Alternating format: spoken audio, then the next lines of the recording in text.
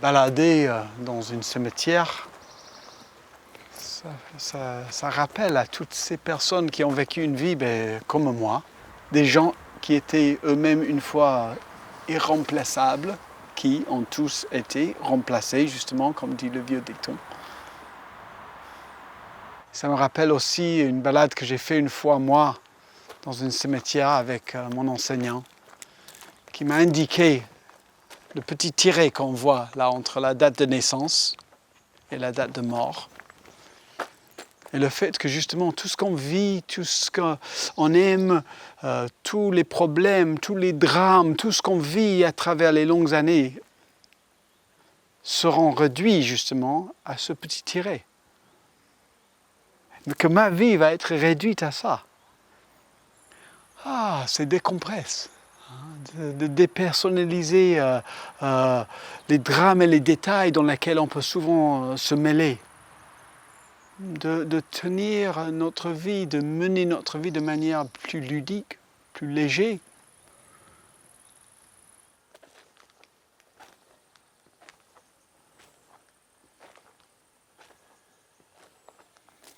S'ouvrir à la mort, contempler la mort, c'est s'ouvrir au mystère. Et nous, on n'aime pas les mystères. On aime la certitude, on aime savoir les choses. Ça ne veut pas dire que l'inconnu devient connu, mais ça veut dire qu'on devient beaucoup plus à l'aise avec l'inconnu.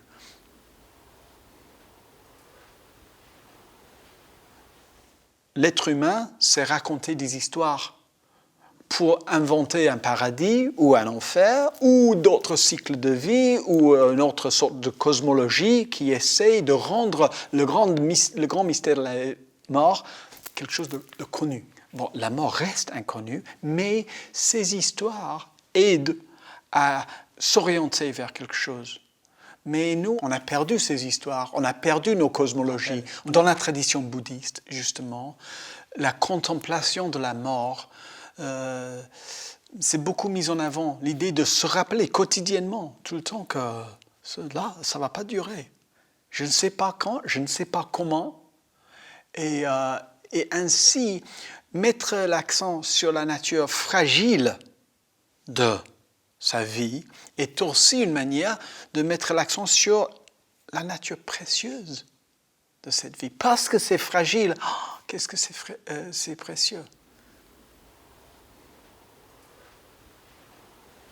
Tout va disparaître, tout est en train constamment de pourrir, de se dissoudre.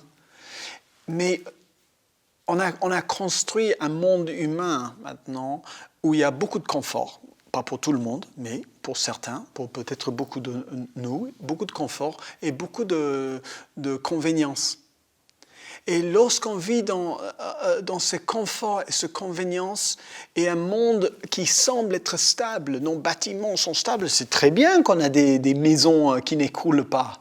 Mais en même temps, avec ce référence de confort et de convénience, et je crois que ça contribue à une sorte d'accroche à la vie telle qu'on la veut, telle qu'on la voit représentée, une vision médiatisée de la vie où tout est parfait et tout est confortable et tout est convenient. C'est une version hollywoodienne de la vie qu'on essaye de vivre. Et donc, là-dedans, on extériorise, on marginalise, on essaie d'oublier la mort. Et on vit ainsi dans le déni. Aussi, on vit de plus en plus de manière urbaine, dans des environs propres, on va dire. Tandis qu'à la campagne, moi j'habite à la campagne, c'est rare que je passe une journée sans voir un oiseau mort sur le chemin ou un souris qui a été attrapé et tué et mangé par mon chat.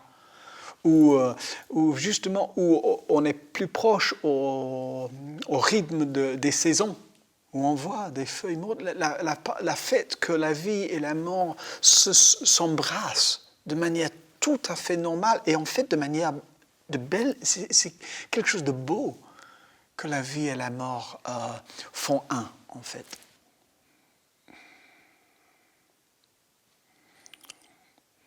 en fait, toutes nos peurs, on peut dire, sont ancrées dans cette peur de la mort.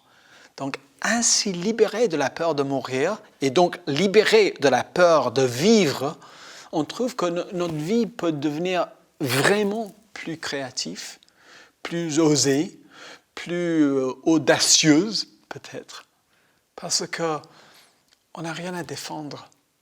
On n'a pas un ego fragile à protéger et à défendre parce que ça, c'est explosé. On est plus ancré dans quelque chose de naturel, une vie physique naturelle, une vie émotionnelle naturelle, une vie psychique naturelle. Le fait qu'il y ait des pensées, c'est naturel. Tous ces processus naturels, lorsqu'ils sont libérés de la peur, on peut les accueillir, on peut accueillir notre génie en fait. Le fait qu'on a cet organisme, c'est magnifique. Regarde, ça bouge, ça voit, ça pense, ça ressent les choses. Quel dommage que tout cela est souvent entamé, oppressé, justement par la peur d'être différent, la peur de sortir d'une voie qui est souvent une voie en fait assez étroite, des conventions, des coutumes, etc. Et je crois que souvent, ce qu'on admire vraiment dans la vie, c'est quelqu'un où on ressent la liberté. Et je dis ça exprès, liberté pour moi c'est quelque chose, c'est un statut légal, la liberté. Mais la liberté, c'est ce goût d'être libre. On admire quelqu'un où on voit ce goût de libre. Quelqu'un qui ose à répondre à la vie telle qu'elle se présente, plutôt qu'essayer de correspondre à une sorte d'idée de vie idéale ou une idée de vie conformiste.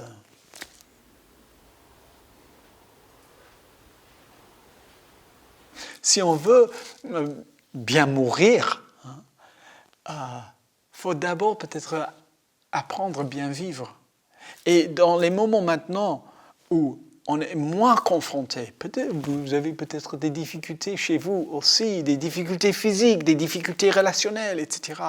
Mais mieux commencer là où on est, à comprendre comment on aborde la vie habituellement.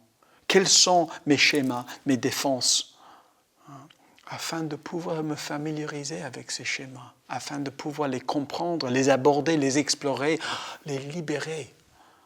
Donc, contempler la mort, comme contempler la vie, c'est un apprentissage de cette vraie promesse des pratiques spirituelles et de cette vraie possibilité de vivre librement et de mourir librement.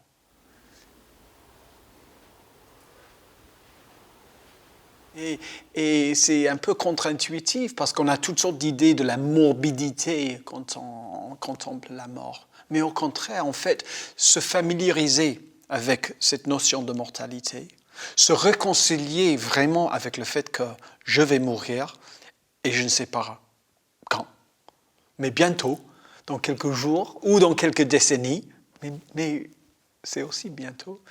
En fait, ça rend ma présence, ma vitalité, mon expérience d'aujourd'hui, encore plus précieux. Et ça me rend ça donne envie justement d'être là, d'être pleinement présent pour goûter cet instant merveilleux de la vie.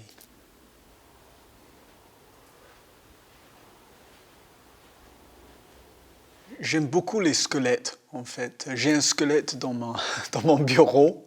Et c'est juste derrière moi pour me rappeler justement que c'est mon destin. Aussi ma mala, c'est des petites squelettes sculptés. Et donc cet symbole justement d'une sorte de finalité, cet symbole de mon destin, je trouve un très bon rappel. Mais aussi dans des pratiques méditatives, juste dans ce qu'on appelle la pleine conscience maintenant, la mindfulness, une pratique très simple, la suivi de la respiration. Mais chaque respiration montre cette nature vivante, inspiration, pleine d'énergie, d'oxygène, et puis expiration, une sorte de relaxation naturelle qui mène à un point d'immobilité. Très bref, mais cet instant à la fin de l'expire est une sorte de mort. Et plus on s'habitue à ça, plus on se familiarise avec ce point d'immobilité, plus on trouve dans la relaxation et la présence de la méditation que ce moment peut se prolonger.